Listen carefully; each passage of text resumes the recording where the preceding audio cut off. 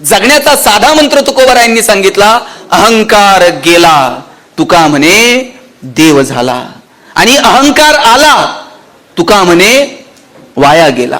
अहंकार आला का समजायचं आपली गाडी रुळाला लागली, आणि अहंकार गेला की आपण समजावं हा आता आपण देव झालो. रंग म्हटलं का वेगवेगळे रंग तुमच्या माझ्या समोर येतात, लाल, हिरवा, निळा, पिवळा, अगदी वेगवेगळे. सण समारंभांमध्ये, अगदी उत्सवांमध्ये गुलाल म्हटलं का एकाच रंगाचा गुलाल तुमच्या माझ्या समोर यायचा. हल्ली परिस्थिती इतकी बदलली आहे की सगळ्या जाती धर्मांच्या महापुरुषांच्या जयंत्या साजऱ्या करताना वेगवेगळ्या रंगांचे गुलाल आता तुमच्या माझ्या समोर येतात. हे रंग इतके गर्द होत चाललेत. अशा परिस्थितीमध्ये सोयराबाई महाराज शेकडो वर्षांपूर्वी सांगतात, अवघा रंग एक झाला. ही भूमिका जनसामान्यांपर्यंत पोहोचवायची असेल तर त्याच्यासाठी वारकरी संप्रदाय, संतांची परंपरा आणि त्यांनी सांगितलेले विचार येणाऱ्या पिढ्यांपर्यंत पोहोचवणं ही काळाची गरज आहे. तो निरोप घेऊन मी आज तुमच्या समोर उभा आहे. काय परिस्थिती आहे, आणि शेकडो वर्षांपूर्वी आपलं दुःख व्यक्त करत असताना याच सोयराबाई महाराजांचे पती सांगतात, उंबरठ्यासी कैसे येशू आम्ही जातीन, रूप तुझे कैसे पाहू त्यात आम्ही दीन. स्वतःची भावना व्यक्त करताना ते हळहळतात, व्याकुळतात, आणि ती भावना अशी व्यक्त करतात की अरे आम्हाला तुझ्या उंबरठ्याजवळ यायचा सुद्धा अधिकार नाही. काय भावना आहे. आणि हे दुःख व्यक्त करताना चोखोबा महाराज हे सुद्धा सांगतात, आम्ही आमच्या भक्तीच्या जोरावरती आम्ही आमचा असा अधिकार प्राप्त करू की अरे अबीर गुलाल उधळीत रंग, नाथा घरी नाचे माझा सखा पांडुरंग, पांडुरंगा तुला आमच्या दारात येऊन नाचावं लागेल. आणि हे दुःख ज्या चोखोबा महाराजांनी व्यक्त केलं, त्या चोखोबा महाराजांची पत्नी असणाऱ्या सोयराबाई महाराज त्या सांगतात, मी तू पण गेले वाया पाहता पंढरीच्या राया. काय सांगू देवा, तुला पाहिलं आणि मी उरलो नाही, तू उरला नाही. खरं हा सगळा रंग कधी एक होईल माहितीये, त्याच्यासाठी मी तू पण वाया जायला हवं. मी उरायला नको, तू उरायला नको. हा भेदाभेद जेव्हा नष्ट होईल तेव्हा आम्हाला सगळा रंग एक झाल्यासारखा वाटेल. आणि म्हणून जगण्याचा साधा मंत्र तुकोबारायांनी सांगितला, अहंकार गेला तुका म्हणे देव झाला, आणि अहंकार आला तुका म्हणे वाया गेला. अहंकार आला का समजायचं आपली गाडी रुळाला लागली, आणि अहंकार गेला की आपण समजावं हा आता आपण देव झालो. किती साधं सांगितलं तुकोबारायांनी. तुम्ही सगळ्या संतांच्या परंपरेकडे बघा. सगळ्यांनी मोबाईल ठेवून द्या, मोबाईलकडे बघू नका. ते मोबाईलचं इतकं अवघड झालंय माहितीये का. माणसं कमालीची अस्वस्थ आहेत. 1 तास सुद्धा आपण मोबाईल शिवाय बसू शकत नाही.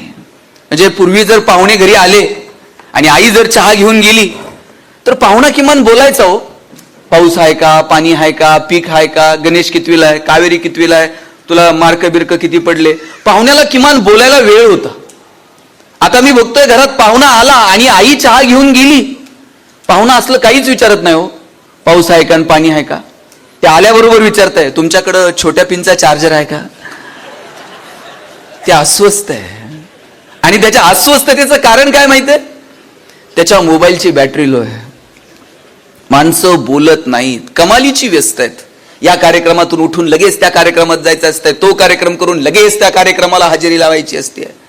अस्वस्थ असणाऱ्या सगळ्यांना माझं सांगणं आहे, आपण दिवसभरात 50 कार्यक्रमांना हजेरी लावतो, पण साहेब आपल्या प्रत्येकाच्या आयुष्यात एक कार्यक्रम असा येणार आहे की आपल्याच कार्यक्रमात आपण उपस्थित नसणार आहोत.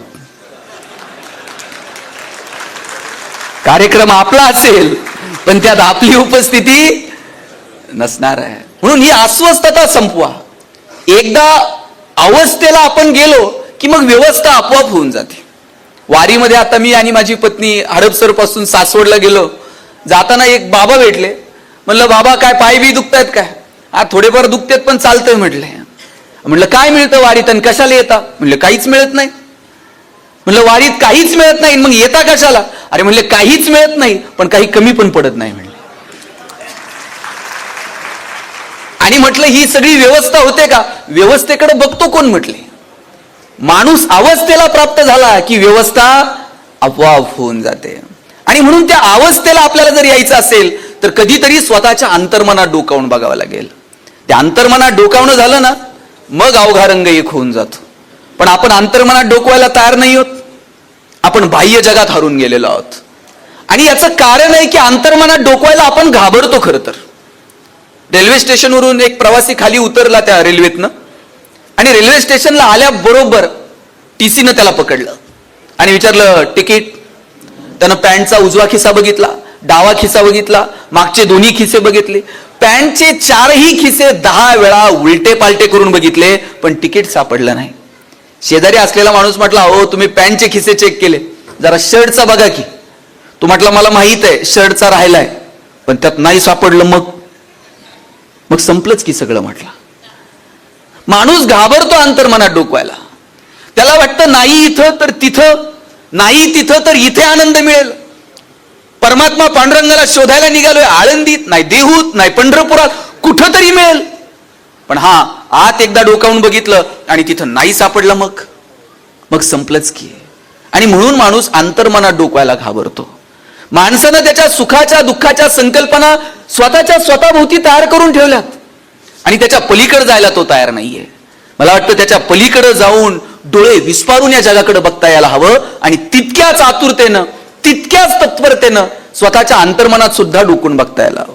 आमच्याकडे एक जण आहे साहेब, त्याला 7 नंबरचा शूज येतो पायाला, पण ते कधीच 7 नंबरचा शूज विकत घेत नाही. ते दुकानदाराकडे जाते आणि म्हणते 6 नंबरचा शूज दे.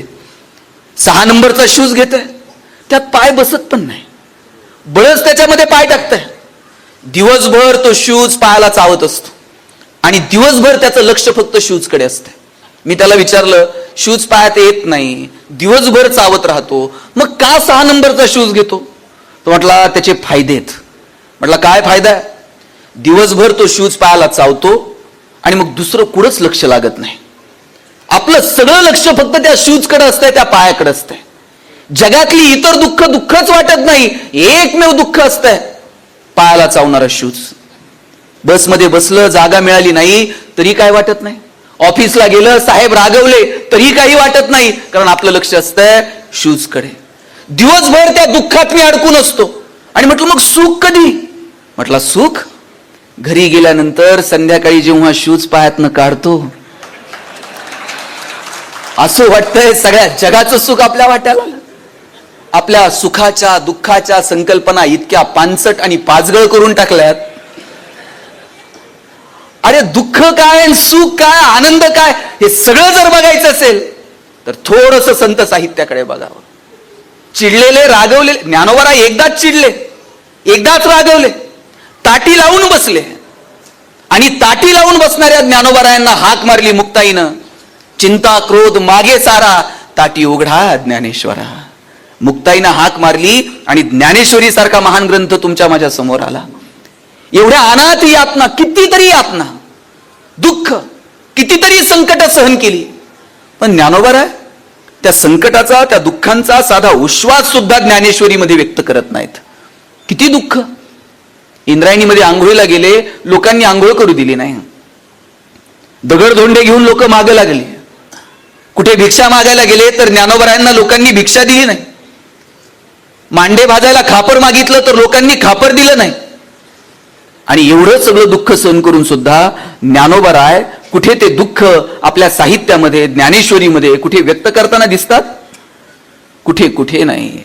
अरे मागायची वेळ आली भगवंताकडं आणि ज्ञानोबराय म्हटले, जो जे वांछील तो तेला हो प्राणी जात. काय मनाचा मोठेपणा आहे हो. संतांच्या ठिकाणी जो मनाचा मोठेपणा आहे ना, त्यातला किंचितचा जरी मनाचा मोठेपणा आपल्या ठाई आला तर आपल्या सगळ्यांचं जगणं सुंदर होऊन जाईल. पण दुर्दैवानं तो मोठेपणा आमच्या ठाई येत नाही. आमच्याकडे गावात वाघ आला होता. वाघ आल्यानंतर तुम्ही कडी लावून घरात बसताल का चौकात जाऊन बसाल? सगळं गाव कडी लावून घरात बसलंय आणि एकच पठ्ठ्या चौकात जाऊन बसला होता. घरातले शोधत होते हे गेलंय कुठं. रानात, वनात, शेतात, उसात, हिरीव, इकडं तिकडं, बांधा, सगळीकडे शोधलं, पण हे काय सापडेना. शेवटी कंटाळून घरातली सगळी मंडळी घराकडे निघाली आणि पठ्ठ्यात चौकात बसलेला बघितला. म्हणले, अहो सगळीकडे शोधलं तुम्हाला आणि तुम्ही चौकात बसलाय. तुम्हाला माहित आहे गावात वाघ आलाय? हे म्हणताय वाघ आलाय म्हणून तर मी चौकात बसलोय. ते म्हणले वाघ तुम्हाला खाईन? त्यांना खाईन? वाघानं मला खाल्लंच पाहिजे म्हणून तर मी चौकात बसलोय. ते म्हटले का? अरे म्हटले, जेव्हा वाघ मला खाईन तेव्हा त्याच्या तोंडाला माणसाचं रक्त लागल, आणि एकदा का त्याला माणसाची चटक लागली मग तर ते आमच्या भावकीला खातंय का नाही. म्हटलं काय मनाचा मोठेपणा आहे हा. आणि इकडे ज्ञानोबराय म्हणतात, जो जे वांछील तो ते लाहो प्राणी जात.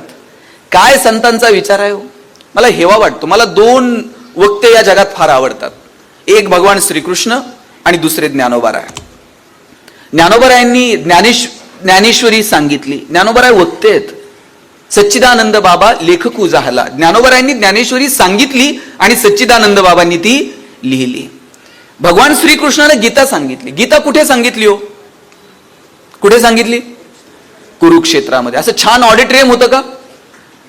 कृष्णाला उभं राहायला डायस आहे, छान माईक आहे, आणि सगळ्या कौरव पांडवांना सांगितलं आता तुम्ही शांत पद्धतीनं बसून घ्या आपापल्या चेअरवरती, ज्यांना जागा नाही ते वरती जाऊन बसा. आणि मग भगवान श्रीकृष्णाने गीता सांगायला सुरू केली. असं झालंय का? अरे भगवान श्रीकृष्ण गीता सांगतात कुरुक्षेत्रामध्ये, जिथे आत्ता शंख फुंकले जातील, जगातले सगळे महान योद्धे एकमेकांवर तुटून पडतील, मृत्यूचा असा तांडव उभा राहील, रक्ताचे पाट वाहतील, आणि अशा परिस्थितीमध्ये भगवान श्रीकृष्ण सांगतात, अर्जुना ऐक मला काय म्हणायचं. काय अफाट सामर्थ्य असलं पाहिजे भगवान श्रीकृष्णाच्या वक्तृत्वाचं. आणि या वक्तृत्वानं तुमच्या माझ्या मनावरती हजारो वर्ष गारुड घातलं. याचं कारण काय माहितीये? भगवान श्रीकृष्ण हे कर्माला प्राधान्य देतात. स्वतः रणांगणामध्ये उभेत, स्वतः अर्जुनाच्या रथाचं सारथ्य करतात, आणि म्हणून त्यांना अधिकार आहे सांगायचा, ओठ अर्जुना उचल शस्त्र, मी आहे तुझ्या सोबत, इथंच रथावरती तुझं सारथ्य करायला. तुम्ही एक कल्पना करा बरं, भगवान श्रीकृष्ण असे समुद्रामध्ये झोपलेले आहेत, लक्ष्मी माता पाय चेपतायत, वरतून शेष नाग अशी सावली धरू नये, आणि मग कृष्णानं म्हणावं, अर्जुना शस्त्र उचल बरं, बघ बरं ते युद्धाचं कसं काय करायचं ते. अर्जुन म्हटला असता, देवा तुम्ही झोपा, आपण जरा निवांत विचार करू युद्धावरती काय करायचं. भगवान श्रीकृष्ण स्वतः सारथ्य करतात, आणि म्हणून त्यांच्या सांगण्याला ते महत्व प्रदान झालं, आणि म्हणून हजारो वर्ष ती गीता तुम्हाला मला मार्ग दाखवू शकली. हे सामर्थ्य वक्तृत्वातलं. आणि दुसरे वक्ते आहेत ज्ञानोबराय. काय सामर्थ्य हो? ज्ञानोबरायांनी म्हणावं तर अवधान ऐकले दिजे, मग सर्व सुखाची पात्र होईजे, हे प्रतिज्ञोत्तर माझे उघड आहे का. ज्ञानोबराय म्हणतात, एकदा माझ्याकडे लक्ष देऊन बघा, आणि मी प्रतिज्ञा घेऊन सांगतो, सगळी सुख तुमच्या दारात लोळण घेतील. काय कमालीचा आत्मविश्वास आहे. तुम्ही ज्ञानोबरायांचं साहित्य बघा, ज्ञानोबरायांची भाषा बघा, ज्ञानोबरायांचं बोलणं बघा, तुम्ही ज्ञानोबरायांचं पसायदान बघा, फक्त आणि फक्त प्रेम. जिथे मी तू पण नाहीच आहे, जिथे अहंकार नाहीये, जिथे फक्त आणि फक्त प्रेम आहे, हे साहित्य आहे साधू संतांचं. मला वाटतं ते साहित्य आपण अभ्यासायला हवं. ज्ञानोबरायांचं जे पसायदान आहे, पसायदानातला पहिला शब्द काय? पहिला शब्द आता. आता हा निर्वाणीचा शब्द आहे, आता हा निरोपाचा शब्द आहे. ज्ञानोबराय शब्दानं पसायदानाची सुरुवात करू शकले असते. आता ऐवजी किंवा पण, परंतु, म्हणून, किंबहुना कोणताही शब्द वापरता आला असता. पण ज्ञानोबराय पसायदानाची सुरुवात करताना पहिला शब्द वापरतात आता. आता का? आता हा निरोपाचा शब्द आहे. तुम्ही सगळे श्रोते कार्यक्रम संपल्यानंतर विठ्ठलरावांना भेटाल आणि जाताना म्हणाल आता येतो. आता हा निरोपाचा शब्द आहे. ज्ञानोबराय जायला निघाले आणि मग ज्ञानोबरायांनी साकडं घातलं आता. बरं, आता पांडुरंगा म्हणू शकले असते, आता विठ्ठला म्हणू शकले असते, पण जात धर्म पंथ या सगळ्यांच्या पलीकडे जाऊन जो कोणी या विश्वाचा रचनाकार आहे, माऊलींनी त्याला साकडं घातलं, आता विश्वात्मके देवे. काय मजा आहे. आणि पहिलं मागणं कुणासाठी मागतो आपण? तुम्हाला जर मागायची वेळ आली भगवंताकडं, तुम्ही कुणासाठी मागाल पहिलं? एकतर पहिलं आपल्यासाठी. फार जर मोठं मन असेल तर नवरा बायकोसाठी, बायको नवऱ्यासाठी, दोघं मिळून पोरांसाठी, फार फार तर मेहुण्यासाठी, मेहुणीसाठी. याच्या पलीकडे आपली मजल जात नाही. ज्ञानोबरायांना मागायची वेळ आली आणि ज्ञानोबराय म्हटले, जे खळांची व्यंकटी सांडो. ज्ञानोबराय असेही म्हणू शकले असते, जे खल आहेत ते मरो. कारण इकडे भगवान श्रीकृष्ण सांगतात, जे दुर्जन आहेत, अर्जुना उचल शस्त्र आणि संहार कर यांचा. ज्ञानोबराई म्हणू शकले असते, जे खल आहेत ते मरो. पण ज्ञानोबराय मरो म्हणत नाहीत. ज्ञानोबराय म्हणतात, जे खळांची व्यंकटी सांडो. आणि पुढचा शब्द तर माऊली इतका गोड वापरलाय, जे खळांची व्यंकटी सांडो तया सत्कर्मीरती वाढो. सगळ्यांना आता तुळशीचं रोप दिलंय, त्या रोपाकडे बघून तुम्ही काय म्हणाल? वाढो. आणि रोप जर नसतं आणि नुसती मंजिरी जर त्यात टाकलेली असती तर तुम्ही काय म्हटले असते? रुजो. बी लावलं तर रुजो म्हणतात आणि रोप छोटा असेल तर वाढो म्हणतात. ज्ञानोबराय म्हणू शकले असते, तया सत्कर्मीरती वाढो, रुजो. पण ज्ञानोबराय रुजो म्हणत नाहीत. त्यांना माहित आहे, वाईटातला वाईट माणूस जरी असला तरी त्याच्यामध्ये थोडी तरी सत्कर्माची वृत्ती शिल्लक आहे. आणि म्हणून ज्ञानोबराय म्हटले, तया सत्कर्मीरती वाढो. भूता परस्परे पडो मैत्र जीवांचे. मैत्र जीवांचे आता तुम्ही मी फ्रेंडशिप डे साजरे करायला लागलो. ज्ञानोबराय शेकडो वर्षापूर्वी म्हणतात मैत्र जीवांचे. काय काय संकल्पना आहे. मला वाटतं ह्या संकल्पना, हे प्रेम जोपर्यंत डोळ्यात आहे ना तोपर्यंतच आपण माणसं आहोत. रंगांमधली विविधता आम्ही समजू शकतो, वेगवेगळ्या रंगांमधली विविधता सर्वमान्य आहे. पण रंगांमध्ये आता विषमता आली, रंगांमध्ये आता क्रोध आला, रंगांमध्ये आता द्वेष आला, रंगांमध्ये आता संताप आला. आणि म्हणून सांगण्याची वेळ आली आहे, अवघा रंग एक आहे. हा संताप, हा क्रोध, हा आक्रोश, रंगांमधली विषमता, या सगळ्याला थोडंसं बाजूला ठेवता येईल का? माणूस म्हणून आम्ही जोपर्यंत डोळ्यात प्रेम आणि हृदयात वात्सल्य आहे तोपर्यंत आपण माणसं आहोत. ज्या दिवशी डोळ्यातलं प्रेम संपलं, हृदयातलं वात्सल्य संपलं, त्या दिवशी समजावं आता आपण माणूस उरलो नाही, आता आपण यंत्र होत चाललेलो आहोत. आपण माणूस आहोत हे एकमेकांना सांगण्याची वेळ आहे. मला वाटतं किती कमालीचे बदल होत चाललेत. सगळ्या बाबतीमध्ये विषमता. मी ज्या गावात राहतो, माझ्या गावामध्ये साहेब MH14 पासिंगची गाडी आली होती. MH14 म्हणजे जरा बऱ्यापैकी सधन भाग आहे. MIDC मुळे वगैरे परिस्थिती बदलली आणि गावाकडे MH14 पासिंगची गाडी आली आणि गाडीच्या ड्रायव्हरनं अशी काच खाली घेतली आणि एका लहान मुलाला विचारलं, पारगाव कुठे आहे? बरं, गाडी पारगावातच आहे. पोराला विचारलं, पारगाव कुठे आहे? पोरग म्हटलं, पारगाव ना, 10 किलोमीटर पुढे जाऊ, वडगाव येत आहे, तिथं विचारा, कोण पण सांगेल पारगाव. मी पळत गेलो, म्हटलं खोटं का सांगितलं? म्हणला MH14 आहे. काय कमी आहे म्हटलं, जाऊ द्या पुढं, येतंय की परत माग. साहेब, ही गरिबी आणि श्रीमंतीच्या संघर्षाची सुरुवात आहे. पुण्यामध्ये एका माथी फिरून रात्रीत पार्किंग मधल्या 50 गाड्या पेटून टाकल्या. पोलिसांनी विचारलं, का पेटवल्या? म्हटलं आपल्याला घेता येत नाही, पेटून टाकल्या. काय करायचे ते करा म्हटलं. ही गरिबी आणि श्रीमंतीच्या संघर्षाची सुरुवात आहे. एक वेळ तुम्हाला 2 जातीतले वाद मिटवता येतील, 2 धर्मातले वाद मिटवता येतील, 2 गावातले वाद मिटवता येतील, 2 देशातले वाद मिटवता येतील, 2 बांधावरचे वाद मिटवता येतील, 2 राजकीय 4 राजकीय पक्षातले वाद मिटवता येतील. मिटतात की. पण एकदा गरिबी आणि श्रीमंती जर सुरू झालं साहेब, ते कुणालाही परवडणार नाही. आणि म्हणून ही विषमता दूर करायची असेल तर आम्हाला डोळे विस्पारून जगाकडे बघावं लागेल. कधीतरी स्वतःच्या अंतर्मनात डोकावून बघावं लागेल. बदलांची सुरुवात आम्हाला आमच्यापासून करता येईल का, यासाठी साधू संतांच्या विचाराकडे आम्हाला घेऊन जावं लागेल. ज्ञानोबा, तुकोबा, काय फरक आहे ज्ञानोबरायांच्यात आणि तुकोबारायांमध्ये? किंचितचा फरक आहे. ज्ञानोबरायांनी थोडंसं गोड सांगितलंय, कानात सांगितलं, बाबा असं नाही असं वाग, तसं नाही तसं वाग. साहेब, ज्ञानोबराय कानात सांगतात आणि तुकोबराय कानाखाली लावून सांगतात, हे असं नाही असं.